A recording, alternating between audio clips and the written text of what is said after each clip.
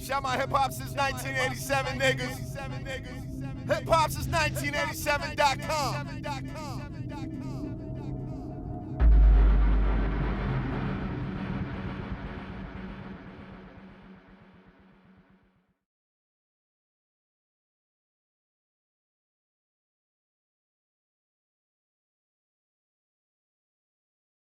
We know that Wins and Losses is going to be one of the biggest albums of the summer.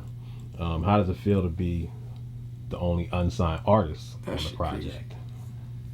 Like, I be soaking shit in. I keep it real. Like, I still soak shit in sometimes. I just be like, damn, I'm doing this shit. You feel me? Like, it's a conversation me and my man might have really had 5 years ago. Yeah. He got so and such on that tape. He should have had you on that shit. You feel me? They're like, it's gonna come, watch. You know what I mean? We gonna get there. We there. You know what I'm saying? Like, I be feeling like I stay humble so much because I be really like sometimes looking back at certain times when I was performing at Voltage and I was paying. You feel me? Or when I was doing certain little events and I was the last person to perform at 12:45 and the shit over at 1. You feel me? Like, and nobody was there. And I sometimes sit back and I see some of the niggas that's still at that stage. And I say to myself, damn, you know how many niggas would be grateful to have what I got?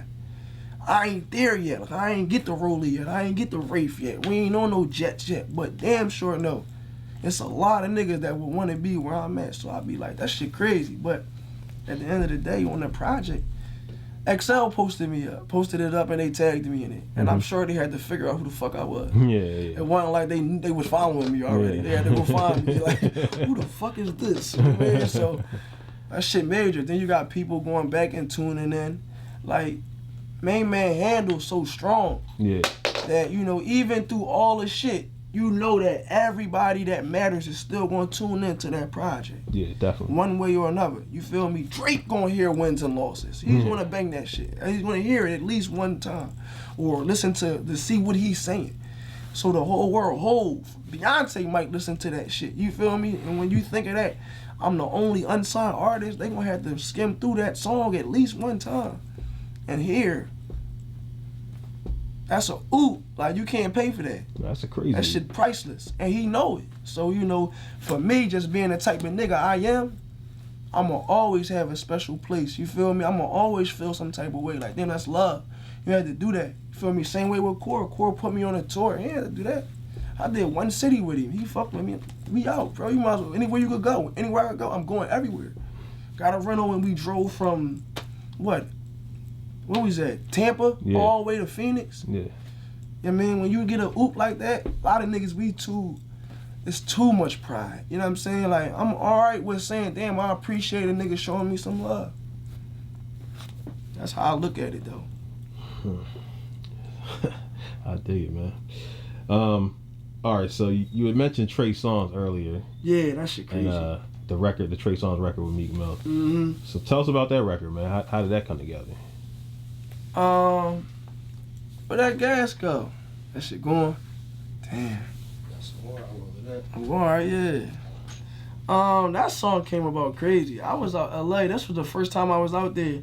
And Fat Reese had hit me one time. He was like, yo, bro, we in the studio. He like, yo, make some shit for Chris Brown, bro. Write some shit for Breezy.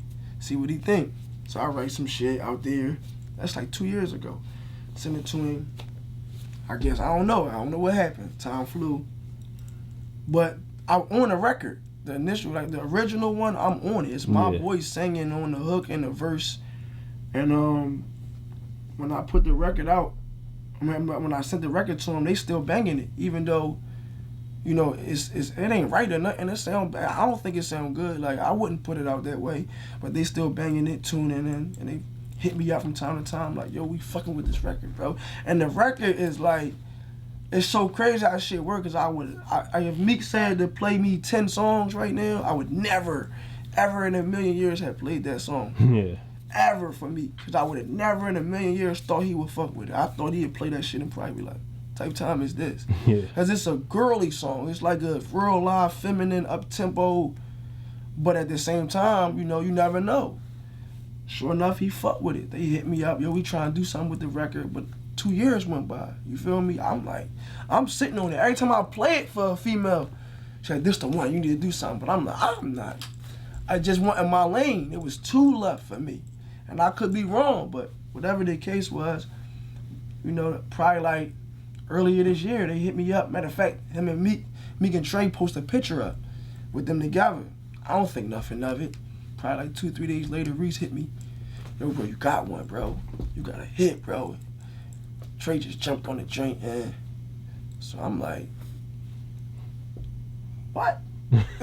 You talking about Trey just jumped on the joint? I don't hear the record for another like 2-3 months. I don't hear the record until you play it on the live. I ain't know you about to play it. I'm just tuning into the live. Live probably like an hour long. I didn't even know I'm watching the live for an hour long. I'm just tuning in. He keep playing hits. All I hear is, oh, that beat sound familiar. He said, yeah, this produced by Lihtz and all that. And I'm like, oh shit. And the song playing, so now I'm listening to it. So now I go on YouTube trying to find the motherfucker so I can listen to it again, because I'm in the moment. I ain't even really get to listen to it. I listen, I'm like, damn, he didn't, you know what I mean? But that shit was mean, just even that opportunity. You feel me? Like, shit happened how it happens at the timing that it happened. That shit was crazy, but, you know, I hope they do something with the record. It ain't make the album. I don't know where they or what they doing with it, but it's a hit. For sure, it's a hit. Like, it's a #1 hit single in my eyes. I think that shit gonna go. So, you know, we'll see. All right, well, do you and Meek have any other music that you could tell us about, or did you know that y'all had together? We got a lot of records together. We got like, I don't know, at least like 8 records together. Oh, all right, okay. At least. We got a couple records, a couple hooks, I got like a couple verses on some shit. You know, it's in the tuck. But we got music. You've been consistently working hard since the last time we linked up. Right. You dropped some videos. You killed a bunch of stages. I even saw that you were up in my man Lenny S's office in Rock Nation. Yeah. What are you currently working on, and what do you have coming up? From shows to music to TV, anything. What's going on with you? I mean, right now, I'm just really focusing on this music right now. That's really where my focus is. Like, that's where it is for me. Studio right now, just cooking up, trying to get the records together, trying to get ready for the push. I got endless music, but to me, it's just like, once you put out a switch up to the way I did, the way I set a standard, and I want to make sure that I live up to it every time, so I ain't in no rush. And at the end of the day, I feel like I want to set that kind of like, that understanding with my fan base. Like, I'm not gonna be the nigga that's flooding y'all, that's dead. Y'all gonna appreciate my shit. You feel me? Y'all gonna tune in, and I'm gonna try my best to keep it alive over the course of time, but I just can't. I don't know how I feel to just let a hot single just go to waste. I don't like that shit. I feel like that's what's wrong with music today. It's oversaturated. You feel me? Like, you don't appreciate it. And if you look at the niggas that boom, and you look at the motherfuckers that's winning, they don't oversaturate shit. The niggas that's really selling. So, you know, at this point in time, I'm just trying to get my shit together, my business together. I'm focusing on, if I could keep it my way, I want to stay independent. But it's easier said than done. You hear a lot of niggas say that shit, but it's easier said than done. And with a oop like this, I could do that. You feel me? I could be in position to stay independent, stay doing it my way, and really eat. But it's still got to be a system that's put together a certain way. And so that's pretty much what I'm doing right now, just trying to figure out that. But I got endless music, so whenever I feel like dropping, I could drop. Like, literally, if I wanted to drop 15 songs tomorrow, I could drop 15 songs tomorrow, finished, ready to go, mixed and all that, and it's there. It's just, I don't want to do anything. I want to do the right shit. So even how I rolled out the switch up last time, you know what I mean, it was a little different. So I want to make sure, even how we doing this shit, like the documentary, my man Reg putting together a vicious documentary. I'm trying to level up, so that's what I'm on now. Probably gonna be out the city though. That's the #1 thing you can look for now, is just getting out of here. I love Philly, but you get boxed in here. You hit certain plateaus and then there's nothing else to do. So, and then they love you a little more when you missing. So, you know, LA, Atlanta, Miami, I'm gonna be going just in the mix, trying to figure everything out as far as getting features with other people that's buzzing in other cities, because it's independent. That's what people fail to realize. When you're independent, you have to really do the groundwork. So I mean, I'm gonna have to go up NY, and I'm gonna go to DC and Baltimore, and I'm gonna have to talk to the DJs, and I'm gonna have to put my shit in the end.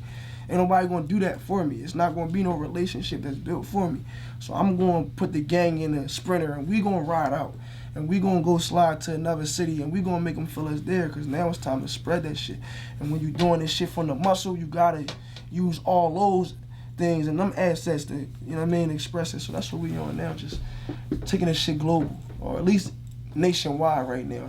Man, global too. We going to Africa. That's what we was talking about. Yeah, for sure.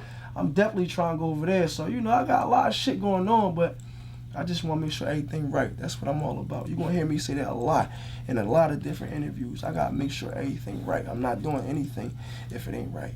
It's not. I can't stand for that. So that's what I'm on. Okay. Well, is there anything else you want to leave us with before we get out of here? No, man, I talked enough. I'm trying to get high, man. Where them woods at? All right, well, it's your boy Rick Dange here with my man Lihtz Kamraz, signing out for hiphop-since1987.com. Let's get it. Shout my hip hop since 1987 niggas. Hip hop since 1987.com. Tell us about the record Never Lose that you're featured on and how the track came together. That whole process was crazy. There was a whole different hook to the song that I had made initially. Around that time was the time around the Trey Songz record came about. And so they had reached back out to me pretty much saying, you know, we fucking with the record and then we wanted to do something with it. I'm trying to find a producer that made the beat. Yeah. So I don't know this song, the Trey Songz record like 2 years old. I don't, you know what I mean? I don't know who made it. I'm trying to find him. I can't find him. So now while I'm trying to get in contact, I'm like, fuck it, I gotta cook up another one and send them that. So they can have something. I don't know what to do right now. I'm in the jam. They calling me for something. This is my time, and I'm about to miss a layup. You feel me? Like, so I'm thinking, all right, fuck it. Let me cook up something else. I make this song around the time I'm making it based. This like I ain't make the other song based around me. I make this song based around his life. I almost wanted to make it feel like he couldn't deny it.